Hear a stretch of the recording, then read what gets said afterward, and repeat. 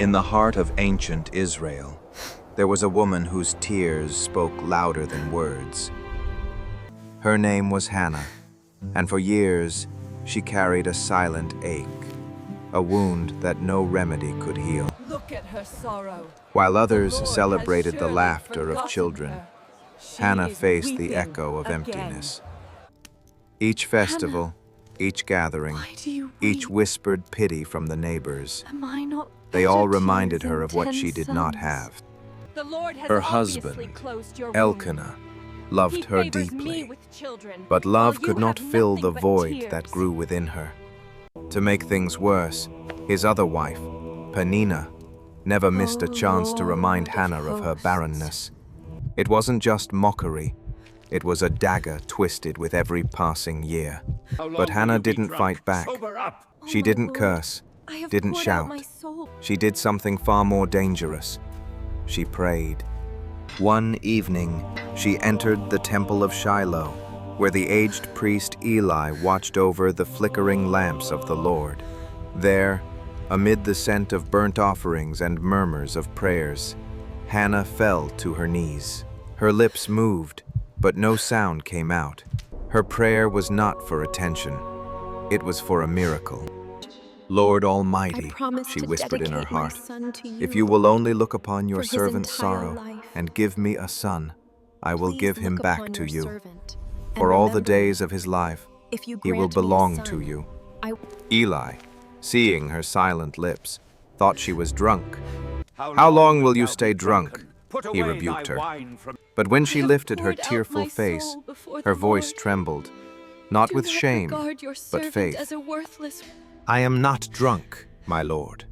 I found, pouring out my soul before God. And something shifted in the air. Eli's stern gaze softened. He nodded slowly and said, "Go in peace.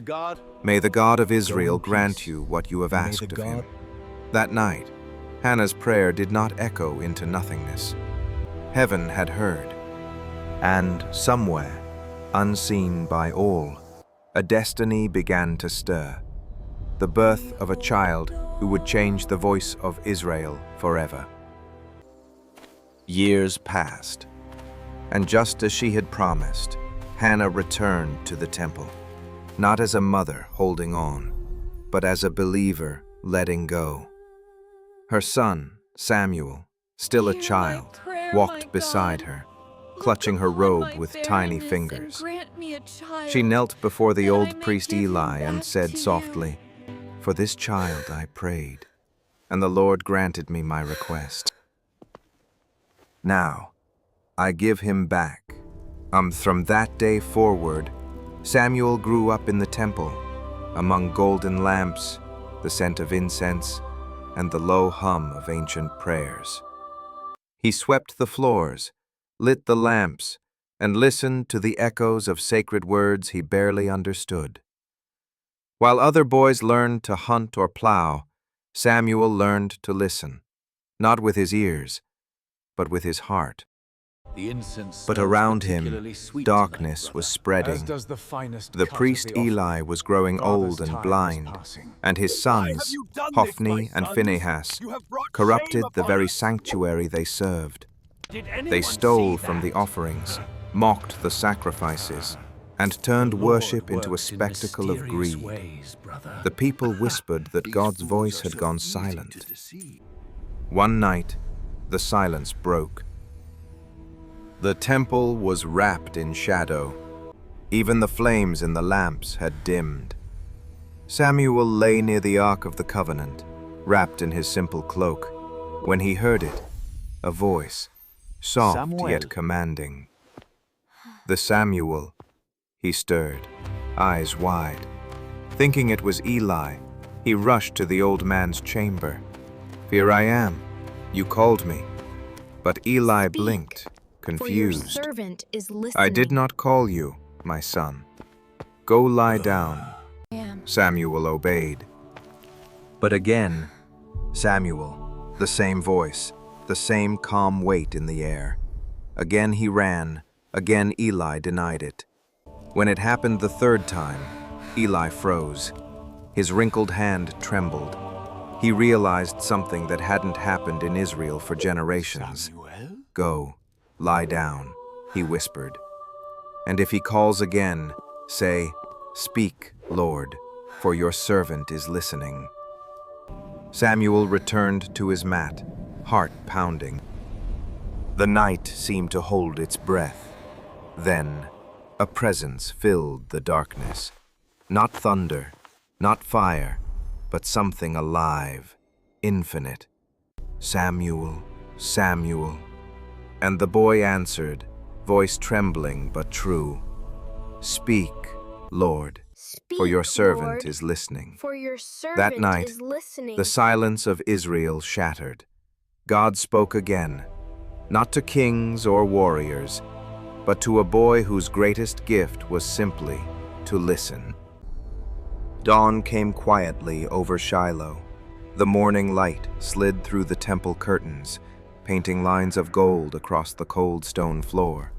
Samuel sat still, eyes wide, his heart still echoing with the voice that had spoken in the night. But what he had heard was not comforting. It was edges, sentence, a prophecy of judgment. God had spoken of Eli's house, of how his son's corruption had defiled the sanctuary, and how no sacrifice would erase their sin. Samuel did not sleep. He did not eat. He feared the dawn, because dawn meant Eli would ask. And when the old priest finally called for him, his voice was frail. "My son," he said, "what was it that the Lord told you? Do not hide it from me." Samuel trembled. Do not tremble, But he child. spoke the truth, You every must tell word. me. Eli closed his eyes, a tear escaping the wrinkles of his face. "He is the Lord," he whispered. "Let him do what seems good to him." From that day, all of Israel began to know that Samuel's words carried the weight of heaven. The boy who once My cleaned the children, temple now bore the voice of the God Lord has himself. not- Yet as Samuel grew, dark clouds gathered over Israel. The Philistines were marching. Their armies roared like thunder, their gods carved in iron and stone. The Israelites, desperate, turned not to repentance, but to superstition. "Bring the Ark of the Covenant," they shouted. "It will save us." And so they carried the sacred Ark, the very symbol of God's presence, into battle, as if it were a charm of war. Among the soldiers stood the wicked sons of Eli, arrogant and unrepentant. But when the dust settled, the battlefield was painted with ruin. 30,000 men lay dead. The ark was taken, and the sons of Eli fell, lifeless, in the dirt they had defiled. Back in Shiloh, an old man sat by the road, waiting. When the messenger came running, his clothes torn, his face pale, Eli's heart stopped before the words even left the man's lips. "The ark has been captured." Eli fell backward from his chair, and the weight of years, guilt, and grief crushed him. That day, Shiloh fell silent. The house of Eli was gone, the ark was lost, and the glory of Israel seemed to vanish into the hands of its enemies. But somewhere in that silence, Samuel stood, not broken, not bitter, waiting for the moment when God would speak again. For even when the ark was gone, the voice of God had not departed from his prophet. Years passed, and the memory of that battle became a scar on the soul of Israel. We seek The your ark, face, O God. once the heart of their faith, our cry remained from in Mizpah. foreign hands, Have mercy while the upon us, people Lord. drifted farther from the We have God who had sinned once against split the the Lord. sea for them. Hear me, But O one Israel. man did not drift. The Lord is your Samuel God, grew, who brought you up not out as of a the warrior, land of Egypt. not as a king, He but will as a deliver prophet you who from your remembered. enemies. The sands of He time walked are from running town to so. town, You must open gray your dust hearts on and his see the sandals, truth before the calling darkness out to the consumes us people, all. "If you Repent, truly want Adi. to return to the Cast Lord, away your then rid idols. yourselves of your idols. Cast away the gods of wood and stone." Some mocked him, Others turned away, but a few listened, and those few became many. In time, the people gathered at a place called Mizpah. They came not with swords, but with tears.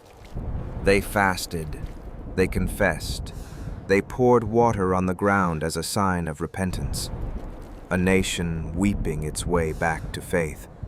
Samuel stood before them, his voice rising against the wind. If you serve the Lord with all your heart, He will deliver you from the hands of your enemies. But even as they prayed, news came. The Philistines were approaching again. The people panicked. They had no army, no weapons, only guilt and fear. They turned to Samuel, their prophet, their last hope. "Do not stop praying for us," they cried. So Samuel took a lamb, spotless and trembling, and laid it upon the altar. Smoke curled toward the sky as he lifted his voice in prayer. And then, something happened. As the Philistine army charged, thunder tore through the heavens. Not ordinary thunder. It rolled and cracked like the wrath of creation itself. The ground shook. The sky roared. The enemy stumbled in confusion, swords clattering from trembling hands. Israel surged forward, not by strength, but by the terror of the Lord. By dusk, the invaders were gone. Samuel raised a stone between Mizpah and Shen. His hands were steady, his eyes full of light. He named the stone Ebenezer, saying, "Thus far has the Lord helped us." From that day, the Philistines did not return. And Samuel judged Israel all the days of his life, traveling in circuits, settling disputes, guiding a people once lost. But even prophets grow old. And as the fire of his youth dimmed, whispers began to stir among the tribes. Samuel's sons are not like him. Who will lead us when he's gone? The people wanted something new, something visible, something powerful. They no longer asked for a prophet. They asked for a king. Samuel was old now. The lines on his face told the story of decades spent holding a nation together, not with swords, but with truth. Yet as he looked upon his sons, Joel and Abijah, he saw what Eli once saw: corruption.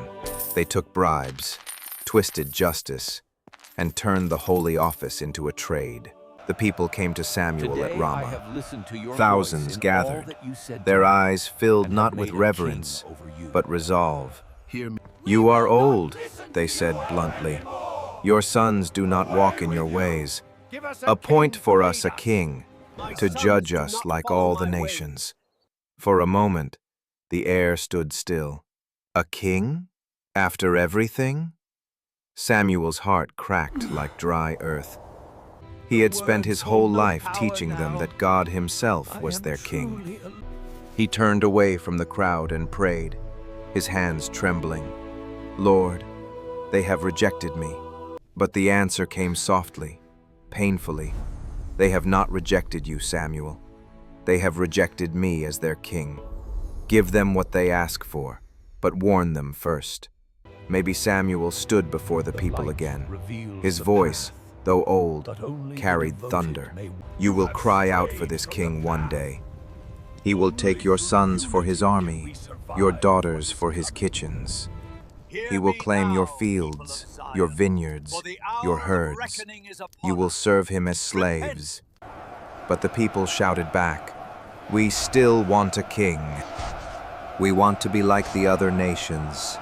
And so the Lord said, "Listen to them."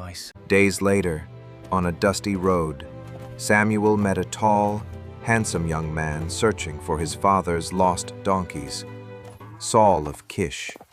There was nothing extraordinary about him, yet God whispered, "This is the one." Samuel took a flask of oil, his hand trembling as he poured it upon Saul's head. The scent of the sacred oil filled the air, For you a are smell of chosen by the destiny, Lord to lead of his power, people. of Be sorrow strong yet and to come. courageous. The Lord has anointed you ruler over his inheritance, Samuel said. Long live King The Saul. people rejoiced. Trumpets blared. Saul stood tall among them, the king they had demanded.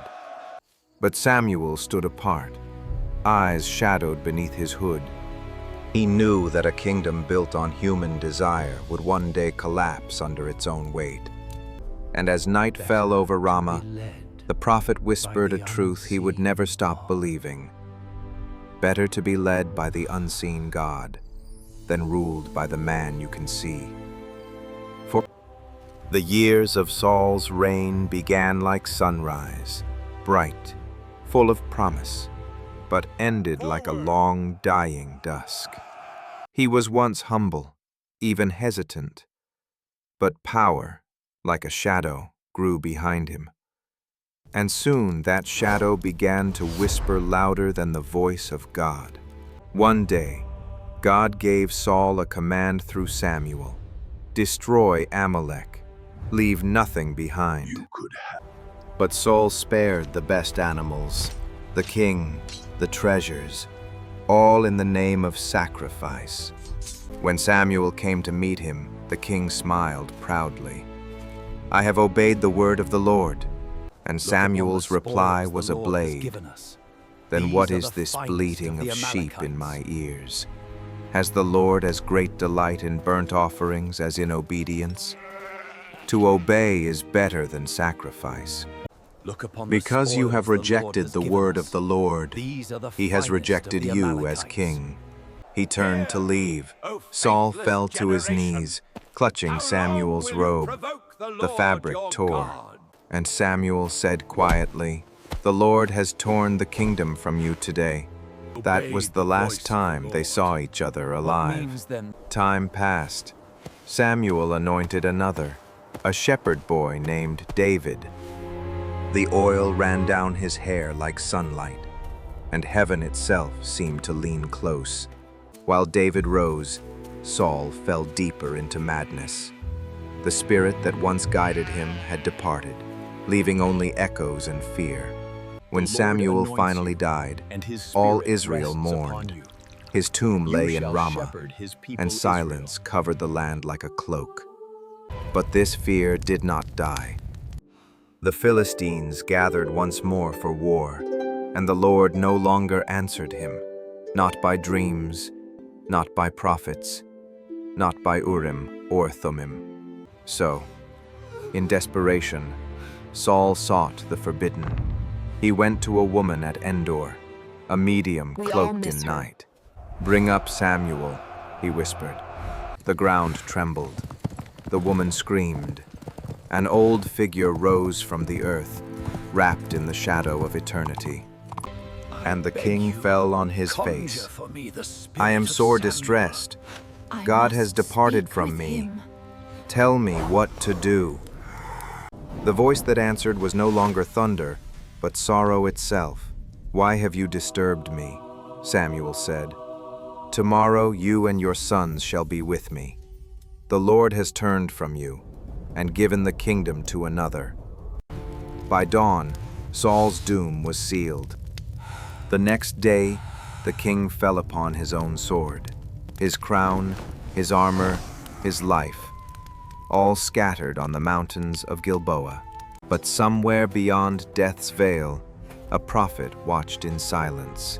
Samuel, the child once born of a prayer, the boy who heard God in the dark, the man who stood between heaven and Israel, now rested in peace. Speak, And though his voice was gone from for the your earth, servant his is words listening. still echoed in every heart that remembered.